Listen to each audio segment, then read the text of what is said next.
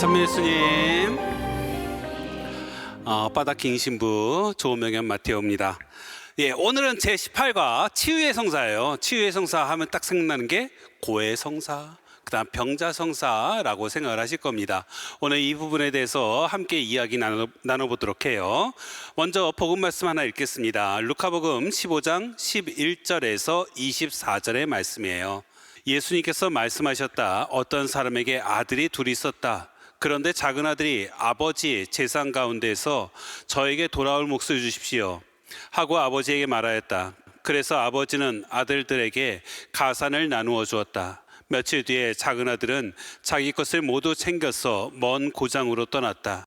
그러고는 그곳에서 방종한 생활을 하며 자기 재산을 허비하였다.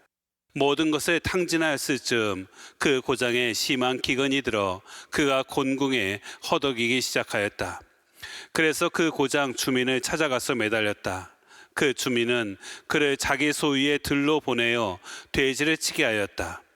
그는 돼지들이 먹는 열매 꼬투리로라도 배를 채우기를 간절히 바랐지만 아무도 주지 않았다. 그제야 제정신이 든 그는 이렇게 말하였다.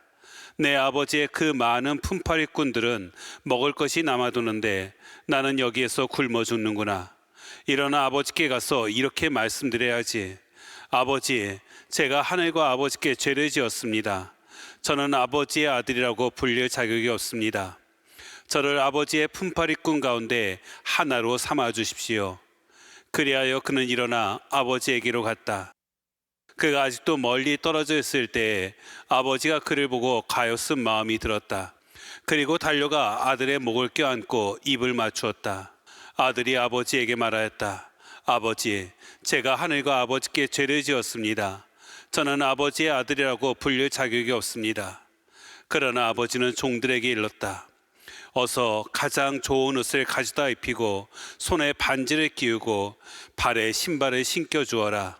그리고 살찐 송아지를 끌어다가 잡아라. 먹고 즐기자.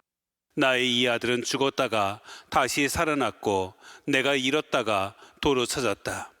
그리하여 그들은 즐거운 잔치를 벌이기 시작하였다. 네, 여러분들 잘 아는 루카복음에 나오는 잃어버린 아들에 대한 이야기입니다.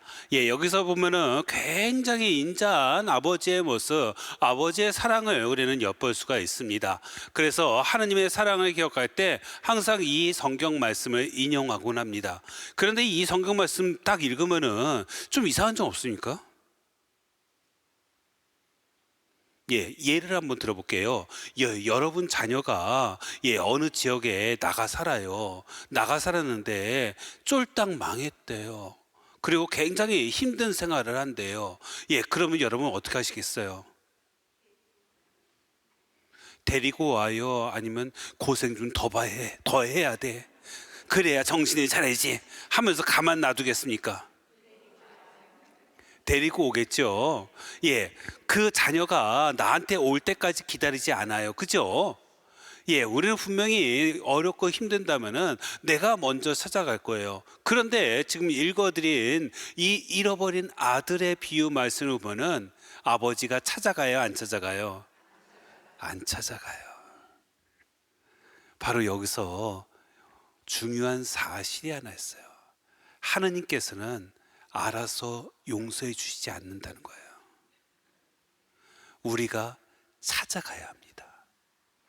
내가 회개하고 내가 찾아가야지만 내가 용서받을 수 있습니다. 그 죄가 어떠한 것이든 그 죄가 나에게 너무나도 크고 그리고 상대방에게 큰 아픔을 주었다 하더라도 하느님께서는 아무 소리 하지 않고 다 용서해 주세요. 단 우리가 하느님을 찾아가야 합니다. 바로 이 점을 우리가 생각해 볼 필요가 있어요. 우리가 이 고해성사 얘기하면요, 개신교에서 많은 질문을 합니다. 자기들은 하느님께 직접 기도한다는 거예요. 그리고 하느님께 직접 용서를 받는다는 거예요. 그런데 왜 가톨릭은 성모님을 통해서 기도하고 그리고 신부들한테 용서를 받는가? 이런 질문을 던집니다. 그러면서 이렇게도 얘기하죠.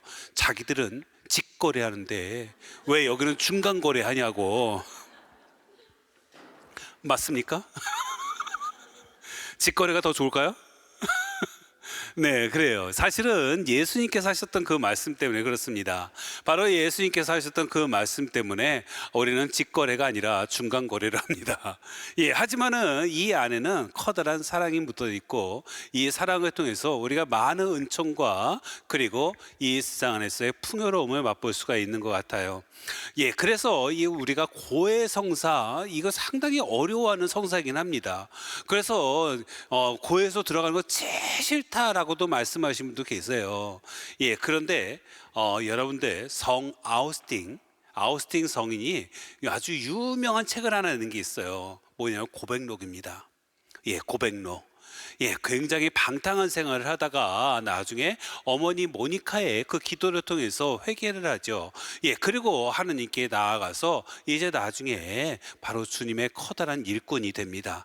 바로 이 고백록, 그 일꾼이 되어서 그 고백록을 작성을 하셨어요. 이 고백록을 보신 분은 아실 거예요. 이 고백록 보시고서 죄의 나열일 것이다 라고 생각하지만은 절대로 그렇지가 않습니다. 이 고백록은요, 죄의 나열이 아니라 하느님께서 얼마나 사랑이 많으신 분인지 바로 사랑 고백이라는 것을 알 수가 있어요. 그래서 바로 이 고백록은 참에서도 아니고 죄의 나열도 아니고 그리고 대신 사랑의 고백서다라고 이야기합니다. 바로 이러한 측면에서 고해 성사도요, 우리를 벌하는 성사가 아니라, 예, 우리가 이 세상 안에서 정말로 죄인으로서 살라고 이렇게 하는 것이 아니라, 예, 바로 당신 사랑을 느끼라고 하는 사랑의 성사다라고 우리가 이야기할 수 있을 것입니다. 네, 그래서 예수님께서는요, 교회가 성령의 힘으로 당신의 치유와 구원 사업을 계속하기를 원하셨어요. 그래서 바로 고해성사와 병자성사가 주어진 것입니다. 예, 고해성사의 의미와 효과에 대해서 생각을 해볼게요. 먼저 우리는 딱 그러면은 사회적으로 범죄를 일으킨 거, 예, 그래서 쇠고랑 살 일 있는 거, 깜빵 갈 일 있는 거, 예, 이런 것을 죄라고 생각하잖아요. 예, 그래서 실제로 제가 고해소에 있다 보면은 침묵을 지키는 분들이 너무 많습니다.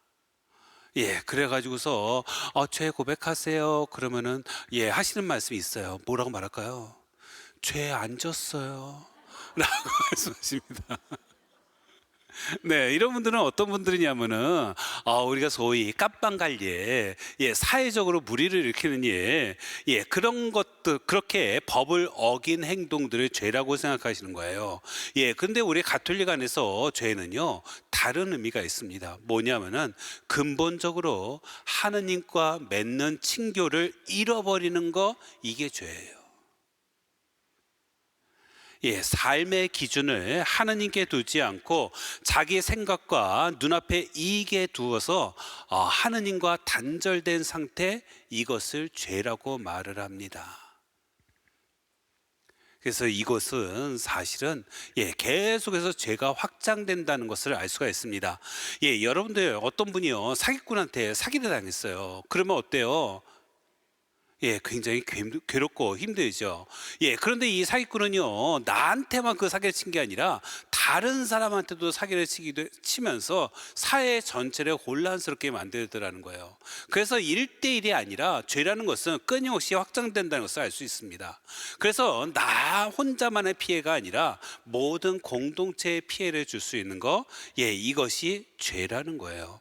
그런데 이 죄라는 것은 우리 가톨릭 안에서는 하느님과 친교를 맺는 것이 단절된 상태, 예, 이것을 죄라고 생각한다면은 바로 하나님을 내가 생각하지 못하게 하는 것들, 하나님과 멀어지게 하는 것들, 그 모든 것들이 죄라고 말할 수가 있는 것이죠. 그래서 하나님과의 그 진정한 친교의 상태, 하나님의 사랑 안에 머물 수 있는 상태가 될 수 있도록 바로 고해성사를 지정하셨다는 것을 알 수 있습니다. 그래서 고해성사의 본질과 그 명칭에 대해서 좀 볼게요. 가톨릭 교회글에서 1422항에요. 고해성사를 보는 신자들은 하느님께 끼친 모욕에 대하여 그분의 자비로 용서받으며 또한 동시에 범죄로 상처를 입혔던 교회에 사랑과 모범과 기도로서 죄인들의 회개를 위하여 노력하는 교회와 화해를 한다. 1423항이에요. 이 성사는 회개하라는 예수님의 호소와 죄 때문에 떠나 있던 아버지께 돌아옴을 성사적으로 실현함으로 회개의 성사라고도 한다. 이 성사를 참회의 성사라고 부르는 까닭은 죄인인 그리스도인의 회개와 참회와 보속이라는 개인적이며 교회적인 과정을 하느님께 바치는 것이기 때문이다. 1424항, 우리가 이거 예전에는 많이 이렇게 불렀어요. 고백성사, 그죠? 그래서 이 성사를 고백성사로 부르는 거 1424항이 나옵니다. 사제 앞에서 죄를 자인하고 고백하는 것이 이 성사의 핵심 요소이기 때문이다. 더 깊은 의미로는 이 성사가 하느님의 거룩하심과 죄인에 대한 자비를 알아뵙고 찬미하는 하나의 고백이기 때문이다. 이 성사를 용서의 성사라고 부르는 것은 사제의 성사적 사제를 통하여 참회하는 사람에게 하느님께서 용서와 평화를 주시기 때문이다 하면서 바로 이 고해 성사가 이렇게 여러 가지 호칭을 가지고 있다는 것을 우리가 볼 수가 있습니다. 그렇다면 이 고해 성사를 통해서 우리가 얻는 효과는 무엇인가? 이것이 1468항에서 1470항까지 나와요. 고해 성사의 완전한 효능에 대해서 1468항에 나옵니다. 하느님의 은총을 회복시켜주고 지고한 우정으로 하느님과 결합하게 해주는 것이다. 그래서 이 성사의 목적과 효과는 하느님과 이루는 화해이다라고 되어 있어요. 제가 어렸을 때 부모님 말씀을 잘 들었으면 좋겠는데 그렇지 못할 때도 꽤 많았던 것 같습니다. 그런데 솔직히 저희 부모님께서 제일 강조하셨던 것이 거짓말하지 말라고, 무조건 솔직하라고. 그런데 어머니가 항상 들었던 부직갱이가 무서워서 거짓말을 할 수밖에 없습니다. 그러면 거짓말을 하는 순간에 어땠을 것 같아요? 기분이 좋았을까요? 안 좋았을까요? 안 좋습니다. 그리고 이 거짓말이 들통날까봐 끊임없이 누구 눈치를 봐야 됩니다. 어머니 눈치를 봅니다. 어머니 눈을 제대로 바라볼 수도 없습니다. 제대로 살 수 있을까요? 없을까요? 없습니다. 다행스러운 것은 어머니께서 눈치채셔가지고서 곧바로 혼내는 바람에 그 다음에는 자유롭게 살 수 있었습니다. 물론 그 당시에는 부직갱이가 좀 무섭긴 했지만 맞고 나면은 괜찮았다는 거죠. 마음은 편했다, 안 편했다? 편했다. 여러분도 그렇지 않았습니까? 맞아요. 참고로 저희 어머니가 매번 패진 않았습니다. 형제가 워낙 많다 보니까 그냥 말로는 듣지 않는 구조였을 것 같습니다. 아무튼 그래서 우리가 하느님과 화해함으로 인해서 이 세상을 더욱더 힘차게 살 수 있는 성사가 바로 고해 성사라는 거예요. 그래서 하느님과의 은총을 회복시켜주고 지고한 우정으로 하느님과 결합시켜주고 그리고 화해를 이룬다.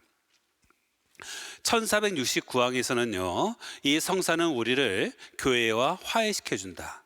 죄는 형제적 친교를 약화시키거나 파괴한다. 고해 성사는 그 친교를 바로잡고 회복시킨다.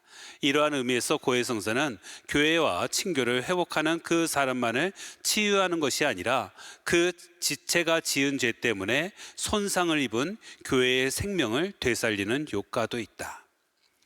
하느님과 하는 이 화해는 죄가 만들어냈던 균열을 다시 메우는 여러 수준의 다른 화해까지 발전하게 된다. 용서받은 참회자는 자기 존재의 가장 깊은 곳에서 자신과 화해하며 거기서 참된 자아를 회복한다. 그 다음에 그는 자기가 어떤 모양으로든지 상처를 주고 손해를 끼친 형제들과도 화해하게 된다. 그는 교회와도 화해하게 된다. 마지막으로 온 창조계와도 화해하게 되는 것이다 라고 되어 있어요. 그리고 1470항 굉장히 중요합니다. 이 성사에서 죄인은 자신을 하느님의 자비로운 심판에 맡겨드림으로써 어떤 의미에서는 이 지상의 삶이 끝날 때 받게 될 심판을 앞당겨 받는 것이다. 네. 그래서 이 고해성사를 통해서 우리가 심판에 대한 대비를 할 수 있다는 것도 알 수가 있습니다. 그래서 이 고해성사가 매우 중요해요. 그래서 고해성사는 그리스도의 대리자인 사제에게 죄를 고백하는 거예요. 곧 이것은 하느님께 죄를 고백하는 것이 됩니다. 그리고 죄의 용서는 누가 하는 걸까요? 신부가 하는 게 아니에요. 하느님께서 하시는 거예요. 사제를 통해서 이루어지는 것뿐이지 결코 사제가 개인적으로 하는 것이 아니다는 겁니다. 그래서 여기서는요, 사제의 고의 비밀이 굉장히 강조가 됩니다. 그럴 것 같죠? 그래서 사제의 비밀, 고의 비밀 엄수는요, 그 역사가 대단해요. 언제부터예요? 네, 처음 생길 때부터. 지금까지 고의 비밀을 절대로 누설해서는 안 된다. 그래서 이것을 누설하게 되면 어떻게 되냐면요, 자동 파문입니다. 그래서 신부는요 절대로 고해성사의 내용에 대해서 말을 할 수 없게 돼요. 그래서 엄청난 범죄 얘기를 들었습니다. 엄청난 범죄 얘기를 들었어도 이것을 내가 말하면 안 돼요. 그래서 이때는 보석은 줄 수 있어요. 이렇게 진정한 회개를 위해서 자수하십시오. 라고 보석을 줄 수 있어요. 아무튼 사제는요 절대로 고해성사의 내용에 대해서 절대로 누설하면 안 돼요. 발설하면 안 된다고 합니다. 그런데 이런 것도 있어요. 간접적으로도 얘기하지 말라라는 말도 있습니다. 그래서 여러분들이 안심해도 된다는 거. 만약에 그 신부가 마음에 들지 않는다, 그러면 얘기하는지 잘 보세요. 파문될지도 몰라요. 네, 그렇습니다. 그래서 이제 고해성사를 위해서 여러 가지 이제 합당한 준비가 필요하다라고 되어 있습니다. 가톨릭 교회에서 1450항부터 1460항까지 쭉 나오고 있어요.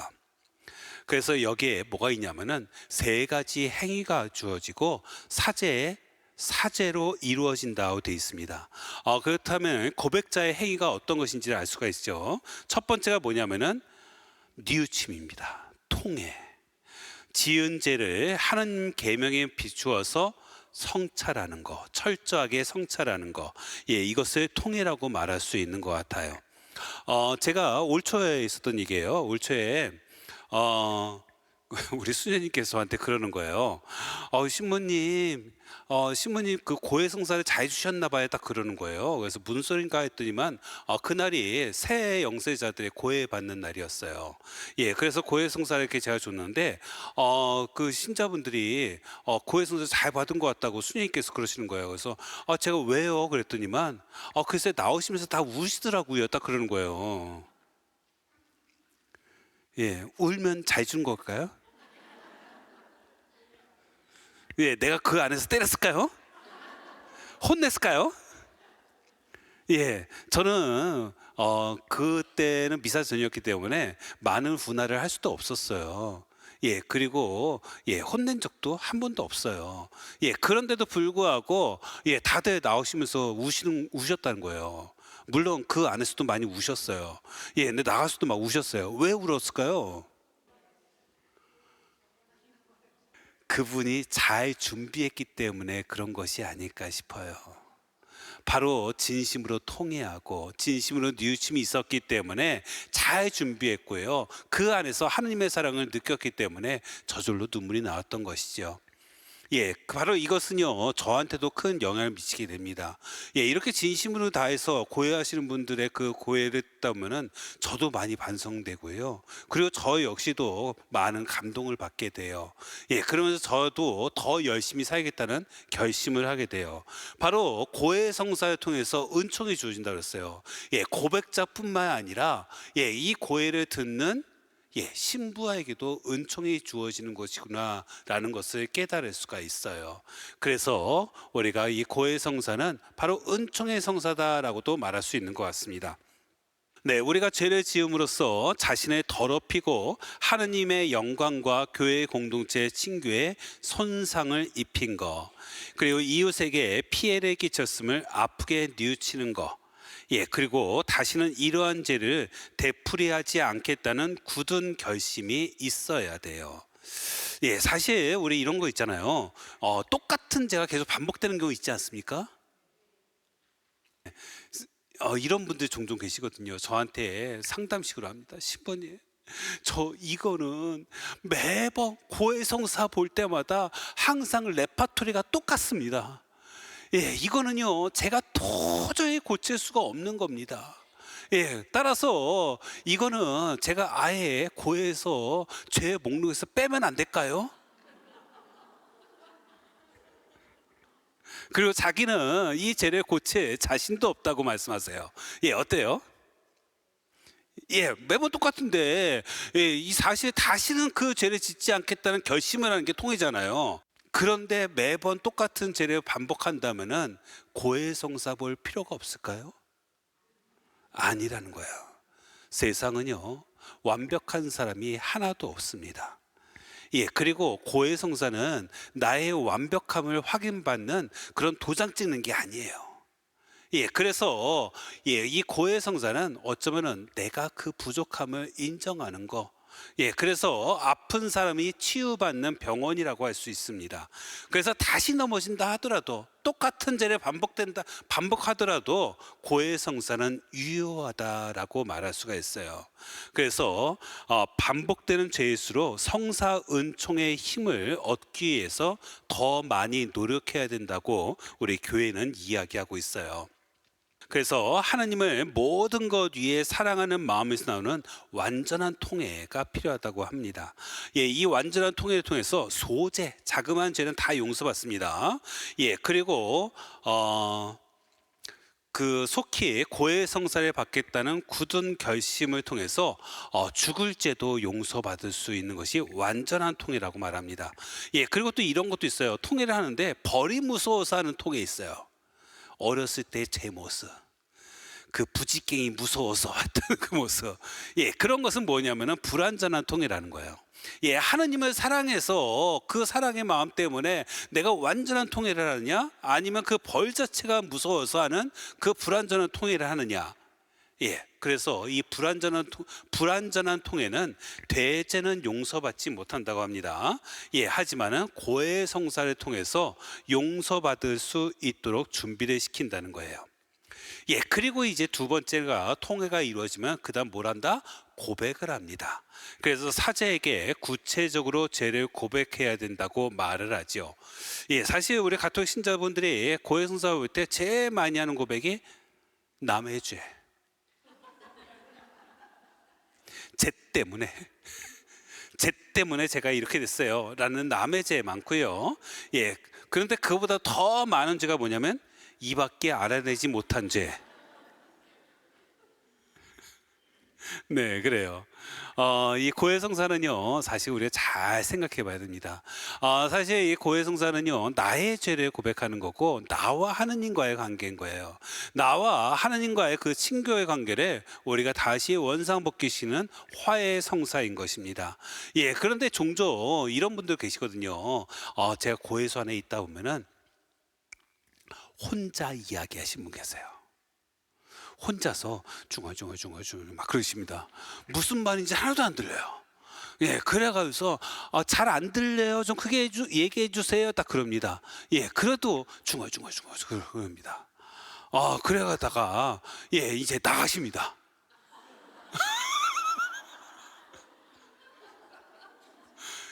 뭐 하나도 안 들었어요. 못 들었어요. 그래서 그래도 이분한테 사제기용이라도 드려야 될 것 같아서 사제기용 받고 가셔야죠, 다 그랬어요. 그래 나가셨어요. 어떻게 하겠어요? 등짝대고서 사제기용을 인자하신 하나님 하시면서 사제기용을 드릴 수밖에 없습니다.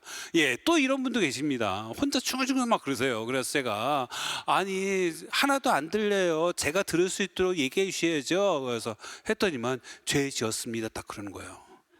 아니 구체적으로 좀 얘기해 줘야죠. 그랬더니만 그분께서 이런 말씀하십니다. 신부님 진짜 이상하네요.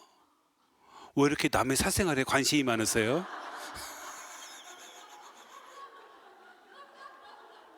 네. 이러면 안 된다는 거 말씀을 드려요. 그래서 우리가 재고백할 때 여러 가지 필요한 것들이 있습니다. 혼자 중얼거리는 거 절대 아니다. 예, 그래서 사제경이라는 것은 하느님께 내 자신을 겸손되이 내려놓는 것이에요. 그래서 우리가 또 솔직하게 고백해야 된다고 하잖아요.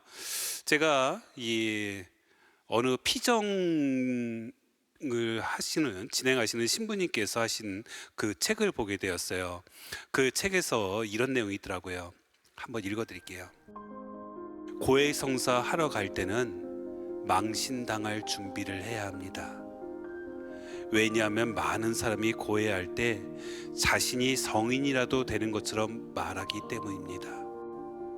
예를 들어 주일 미사에 빠졌는데 주일을 그다지 거룩하게 지내지 못했습니다 라고 말하고, 일주일간 기도를 한 번도 하지 않았으면서 저는 기도 생활에 온전히 충실하지 못했습니다 라고 고백합니다.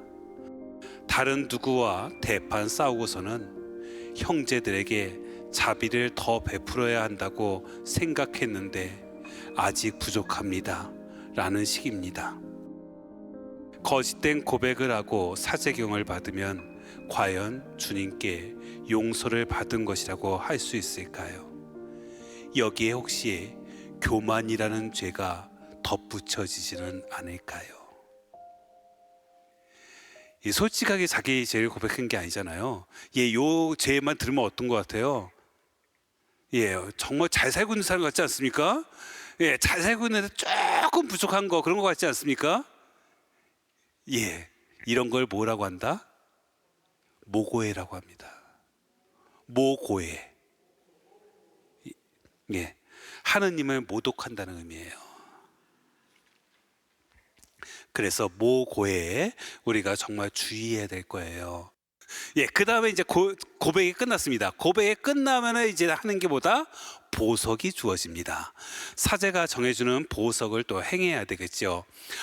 보석이라는 것은요, 죄로 말미암아 하느님과 이웃과 자신에게 끼친 손해를 갖고 그리스도의 제자로서 합당한 생활 태도를 다시 갖추는 것이라고 말을 해요.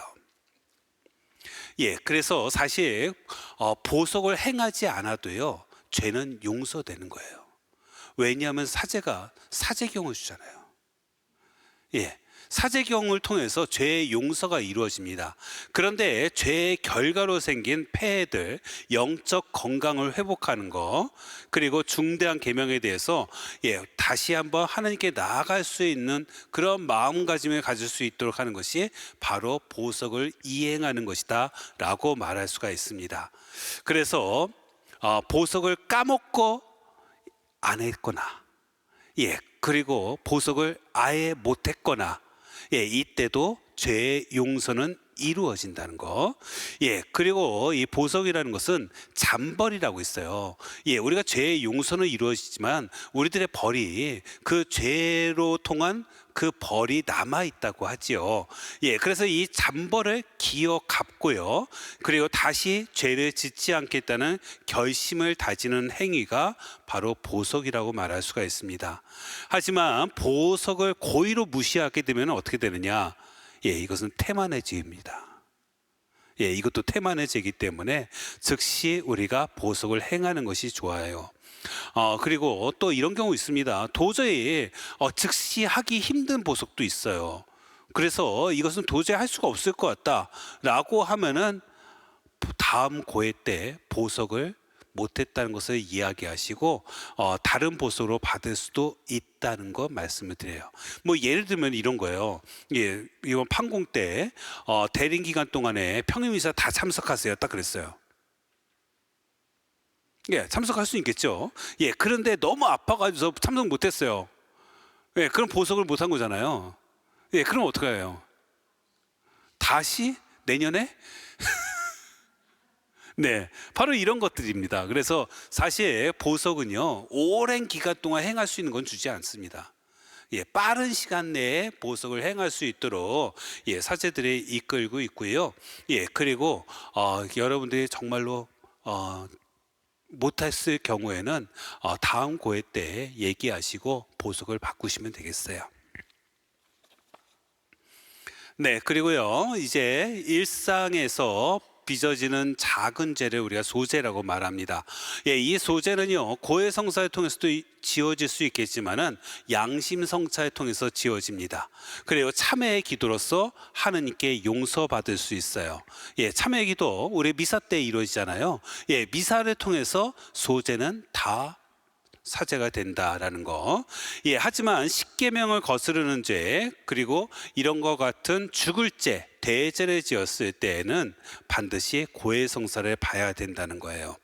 그래서 중대한 계명을 완전히 의식하면서 고의로 어긴 모든 죄, 이것을 대죄라고 말할 수 있습니다. 하지만은 고해성사는요, 작은 죄라도요 우리가 습관이 될 수가 있어요. 그렇기 때문에 한 달에 한 번 정도는 고해성사를 보는 것이 좋다라고 말씀드리고 싶습니다. 사실 지은 죄를 고백한다는 건 굉장히 어렵습니다. 하지만은 여러분들이 하나님께 내 자신을 솔직하게 내어놓는다는 마음을 가지고 고해성사를 한다면은 분명히 그 안에서 커다란 은총과 사랑을 받을 수가 있을 것입니다. 그래서 이제 여러분들이 이 고해성사하면은 항상 문제가 되는 사건이 하나 있었어요. 뭐냐면은 면죄부라고 들어보셨습니까? 중세 때? 그래서 거기 나온 게 대사예요, 대사. 가톨릭 교회교에서 1471항에서 1473항이 나옵니다. 그래서 대사란 무엇인가가 1471항이 나오거든요. 이것만 좀 읽어 드릴게요. 대사란 이미 그 죄가에 대해서는 용서받았지만 그 죄 때문에 받아야 할 잠시적인 벌, 잠벌이라고 그래요. 잠시적인 벌을 하느님 앞에서 면제해 주는 것인데, 선한 지향을 가진 신자가 일정한 조건을 충족시켰을 때 교회의 행위를 통해 얻는다. 교회는 구원의 분배자로서 그리스도와 성인들의 보석의 보물을 자신의 권한으로 나누어 주고 활용한다. 대사는 죄 때문에 받게 될 잠시적인 벌을 부분적으로 면제하느냐, 전적으로 면제하느냐에 따라 부분 대사와 전 대사로 구분된다. 어느 신자든지 자기 자신을 위하여 대사를 얻을 수 있고 또는 죽은 이들을 위하여 활용할 수도 있다라고 되어 있습니다. 그래서 이 대사, 이것이요, 중세 때 이루어졌던 그 면죄부 사건에 나왔던 그 말과 같은 것인가? 우리가 생각해 볼 필요가 있어요. 사실 세계에서 나온 거는 이 대사 문제 때문에 그렇거든요. 이 대사를 면죄부라고 생각한 거예요. 죄 용서뿐만 아니라 잠벌, 남아있는 벌까지도 없애준다는, 그것 때문에 바로 이것이 종교 개혁이 일어나는 시발점이 되었습니다. 그런데 이 대사는요, 면죄부라고 할 수가 없어요. 죄 용서는 뭐로 이루어질까요? 고해성사요. 그래서 대사는 절대로 고해성사와 같지 않습니다. 대사는 잠벌 문제를 처리하는 것이지 죄의 용서가 이루어지는 것은 아니라는 거예요. 그래서 고해성사를 통해서 죄가 없어지는 거기 때문에 면죄부다라고 말할 수 없다는 거예요. 그래서 대사는요, 죄를 용서받은 후에 그 죄에 따른 잠벌을 면제해 주는 것이다 라는 것이죠. 따라서 면죄부라는 말이 맞아요, 틀려요? 틀린 거예요. 말 자체가 틀린 거죠. 그런데 이것이 종교 개혁의 불씨가 되었어요. 1517년이었습니다. 1517년에 베드로 대성전을 증축을 하게 됩니다. 그래서 전 세계에서 가장 큰 성당으로 만들어요. 거기에 돈이 많이 들까요? 좀 들까요? 많이 들겠죠. 그래가지고서 그때 기부금을 좀 내라고 막 그런 거예요. 그런데 사람들이 안 내더라는 거예요. 그래서 그때 교황님이 대사를 딱 선포합니다. 기부금을 내면은 대사를 받을 수 있다. 딱 그런 거예요. 그리고 사람들을 설득하기 위해서 그 당시에 유명한 설교가들이 있습니다. 그 설교가들이 이런 말을 했다고 합니다. 헌금함에 동전이 짤랑하고 떨어지는 순간 연옥에 있는 영혼이 천국으로 뛰어오른다. 네, 이런 강론을 했다고 해요. 예, 그래서 이거 문제로 인해 가지고서 종교 개혁이 일어난 거예요. 예, 그러면서 이제 트리엔트 공의가 이루어집니다. 1545년에서 1563년에 이루어져요. 그래서 대살의 조건으로 금전 요구하는 행위는 잘못되었다. 인정을 합니다. 그래서 베드로 대성전에서 기부 행위를 통해서 대사를 받는 거, 이것은 트리엔트 공의의 이유로 완전히 사라져요. 그래서 여러분들 뭐 전대사 받을 때 봉헌하세요, 봉헌 많이 하세요, 그런 얘기 합니까? 봉헌을 해야지만 대사를 받을 수 있습니다. 그런 말 들어본 적 있어요? 없죠. 그게 왜 그러냐면 중세 때 바로 베드로 대성전 문제로 인해서 바로 가톨릭 교회가 이게 분리가 되고 일치하지 못하는 그 상황에서 이제 금전적인 문제로 대사는 받을 수 없다는 것을 명확하게 이야기했어요. 그래서 현대 대사는요, 영적 활동을 통해서만 이루어집니다. 그래서 성지 순례, 특정 기도, 성경 읽기, 희년 행사 참여 등 이런 것을 통해서 이루어지는 거예요. 그리고 이제 한국 천주교 삼억지침서 요 내용에 있는 내용을 좀 이야기를 할게요. 우선 사제가 고해 성사를 통해서 다 용서할 것 같죠? 용서 못하는 것도 있어요. 여러분이 제 고백하면은 이건 제가 할 수 없습니다 하면서 용서를 못하는 경우가 있어요. 그런 거 좀 알아둘 필요가 있습니다. 예를 들면은요, 교구장의 처벌로 제재된 형벌. 그래서 교회가 이렇게 선고를 합니다. 당신은 이런 죄를 지었으니 이런 벌을 받으시오 라고 선언을 해요. 이게 신부들이 많이 여기에 해당이 되죠. 뭐 정직 뭐 있잖아요. 정직, 면직 뭐 그런 경우 있죠. 그때 이런 형벌이 주어지는 거예요. 이때는 어떻게 되느냐? 다른 사제가 그 죄를 용서할 수 없어요. 교구장만 가능합니다.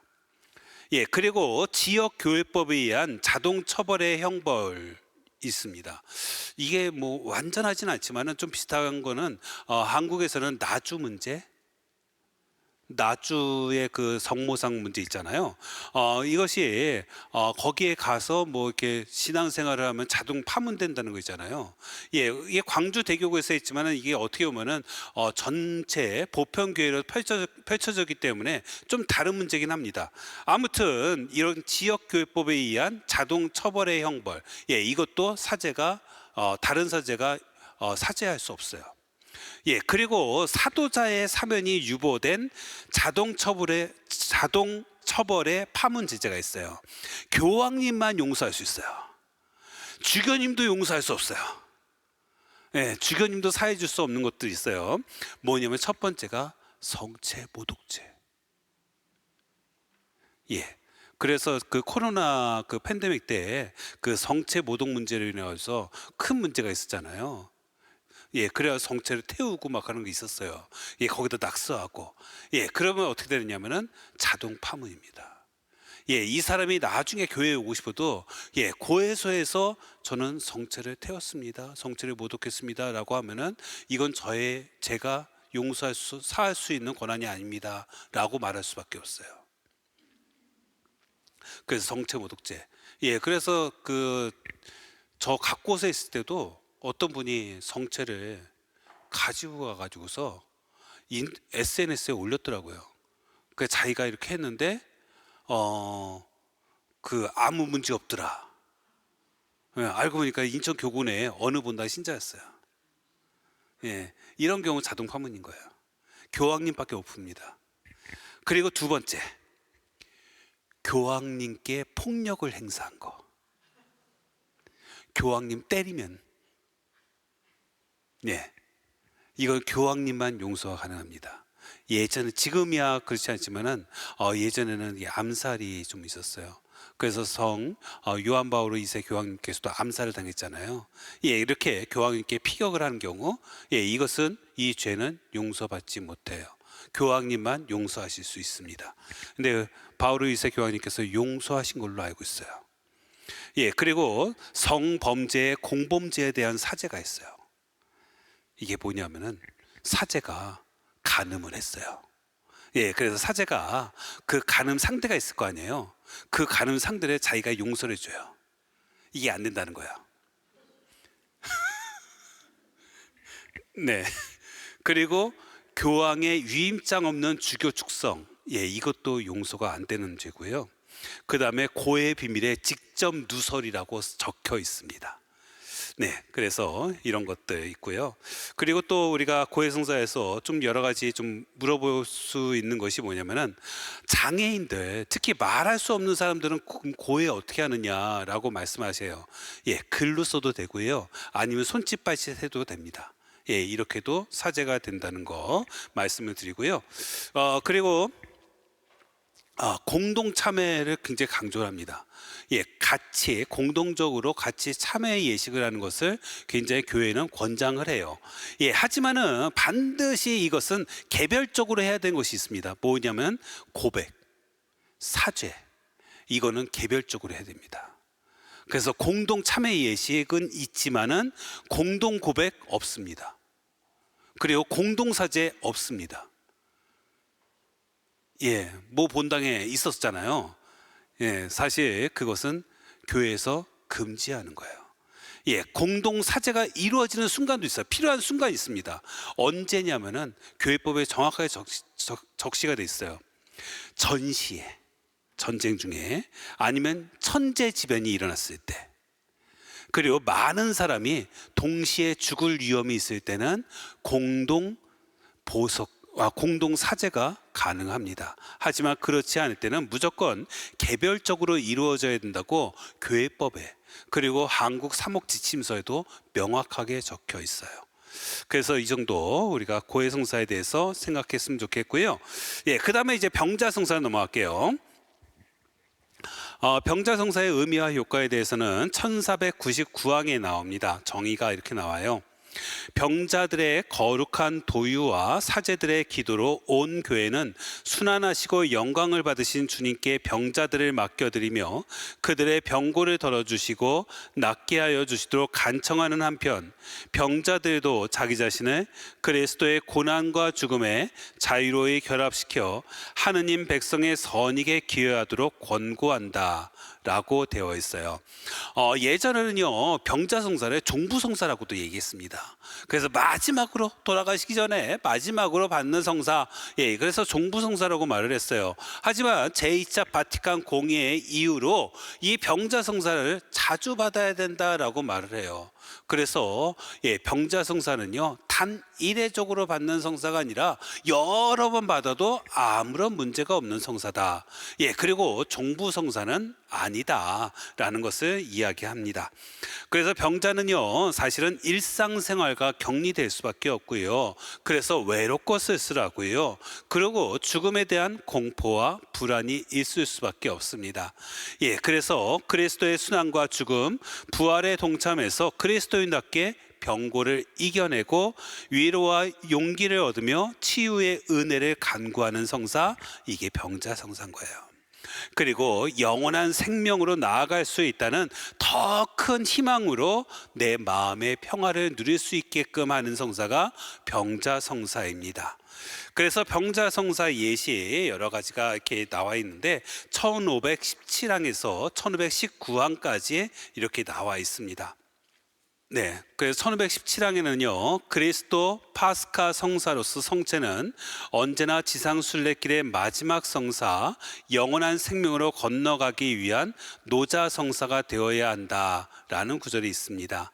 예, 그래서 예전에는 이 내용들이 굉장히 강조가 됐었죠. 하지만은 병자 성사는요, 예, 먼저 제일 중요한 것은 하느님 안에서 위로와 힘을 얻는 성사다라고 생각하시면 될 것 같아요. 그래요. 예, 그래서 이제 병자성사에 대해서 이렇게 하면은 우리가 병자성사에 대해서 또 의문점들, 궁금한 것들 종종 있을 것 같습니다. 우선 어린아이들 병자성사 받을 수 있을까요, 없을까요? 갓난아기 없습니다. 네. 병자성사는요, 이성의 나이라고 얘기를 하고 있어요. 그래서 천년성체를 할 수 있는 나이가 돼야 되는 거예요. 그래서 아이가 원래 병자성사를 제일 합당하게 받기 위해서는 뭐가 필요하냐면은 고해성사가 필요합니다. 그래서 봉성체든가 의식이 없는 분들 봉성체가 할 때도 항상 하는 게 참회 예식을 하는 거예요. 예, 참회 예식을 하는 이유가 바로 이 참회 예식이 굉장히 중요하기 때문에 그래요. 예, 하지만 깐느애기 때는 그것을 할 수가 없잖아요. 예, 그리고 아직 성체를 영할 수 있는 그런 나이도 아니잖아요.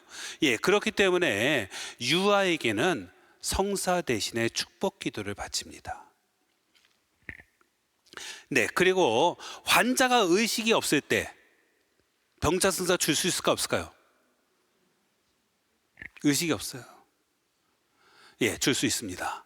의식이 있었으면은 이분께서는 분명히 병자성사를 청했을 거야 라는 확신을 가지고 있다면은 병자성사를 줄 수가 있습니다. 예, 그리고 이런 경우는 어떨까요? 딱 병자성사 달라고 해서 막 달려갔습니다. 달려갔더니만 이미 돌아가셨어요. 줄 수 있을까요 없을까요? 줄 수 있을까요 없을까요? 줘야지. 너무 안쓰러워서. 저는 실제로 이런 경험이 있었어요. 예, 그래서 저한테 새벽 3시쯤에 전화가 왔습니다. 병자 좀 달라고. 예, 지금 이제 유독하다고. 막 달려갔습니다. 달려갔더니만, 예, 돌아가셨어요. 이미 돌아가셨어요. 사실은 사망이 확실한 경우에는 고인을 위한 기도를 바치라라고 되어 있습니다. 예, 그래서 뭐 우리가 합치는 연도 있잖아요. 그 연도가 고인을 위한 기도죠. 예, 그래서 유령 기도를 바치든가 이렇게 할 수 있고요. 예, 그런데 영혼이 육체를 떠날 수도 있고 아직 안 떠나는 상태일 수도 있잖아요. 예, 그래서 저 같은 경우는 이렇게 해줬어요. 만약에 당신이 영혼이 여기 있으면, 아직 당신이 살아 있으면 이러는 조건을 붙이고서 병자성사를 줄 수 있습니다. 네, 그리고요, 이런 경우 갑작스러운 사고 현장, 그리고 전염병으로 격리된 경우 병자성사를 받을 수 있을까요 없을까요? 비대면으로. 비대면. 비대면 다 아시잖아요. 이제 우리 코로나 팬데믹을 다 건넜기 때문에 비대면에 굉장히 익숙하실 거예요. 예, 병자성사. 네, 못합니다. 병자성사에서 핵심은 뭐냐면은 안수와 도유예요. 그래서 TV로 안 됩니다. 예, 비대면 안 되고요. 절대로 예, 비대면은 안 되고 직접 예, 안수를 해야 되고 그 다음에 도유를 직접 해줘야 됩니다. 예, 그리고 신부님이 연락이 안 돼. 그래서 본당에 수녀님이 있고 부제님이 계세요. 예, 그래가지고 연락을 합니다. 부제님, 수녀님 와서 병자성사 좀 주세요. 가능할까요? 안 가능할까요? 예, 부제는 성직자잖아요. 네, 안 돼요. 예, 그래서 사제만 됩니다. 그래서 신부나 아니면 주교님만 가능하다는 거. 예, 그래서 다른 분들은 뭐 부제도에도 병자를 위한 기도만 할 수가 있어요. 예, 그리고 이런 경우 있을 수 있습니다. 자녀가 요청을 하는데 부모가 평소에 원하지 않았대요. 줄 수 있을까요 없을까요? 없습니다. 본인의 의지가 제일 중요한 거예요. 예, 그래서 병자성사에 대해서는 이 정도 하시면은 여러분들이 이해하시지 않을까 싶어요. 그래요. 우리들은요, 사실 고해성사나 병자성사 이것을 통해서 다른 사람에 대해서 우리가 얼마나 많은 것들을 모르는지를 깨달을 수 있는 것 같습니다. 특히 하나님께서는 이렇게 죄 많은 나인데도 불구하고 다 용서해 주신다는 거, 바로 이 사실을 기억하면은, 그리고 우리에게 끊임없이 사랑으로서 다가오신다는 거, 내가 아프고 힘들어도 다가오신다는 것을 기억한다면은 우리도 역시 그 모습을 갖춰야 된다는 것을 깨닫습니다. 하지만 우리는 섣부르게 판단할 때가 있어요. 예, 이런 얘기를 한번 해보고 싶어요. 예, 어떤 아이에게 이게 아나운서가 질문을 합니다. 네 꿈은 뭐니? 라고 질문을 했어요. 예, 그런데 이제 청중들 많이 있었습니다. 이 아이가 정말 똑똑하게 말을 똑바로 이렇게 얘기합니다. 저는요 커서요 비행기 조종사가 될 거예요. 딱 이렇게 자신 있게 말합니다. 예, 그러자 그 아나운서가 약간 좀 이 아이를 골탕 먹이고 싶었나 봐요. 그래서 이렇게 말합니다. 만약에 말이야 네가 비행기를 조종하는데 그 비행기가 바다에 불시착했어. 예, 그러면은 너는 어떻게 할 거야? 딱 묻습니다. 그러자 아이가 조금의 망설임도 없이 이렇게 말합니다. 승객들한테 안전벨트를 매라고 하겠습니다. 그리고 자리를 지키라고 하겠습니다. 그리고 저는 얼른 낙하산을 타고 탈출하겠습니다.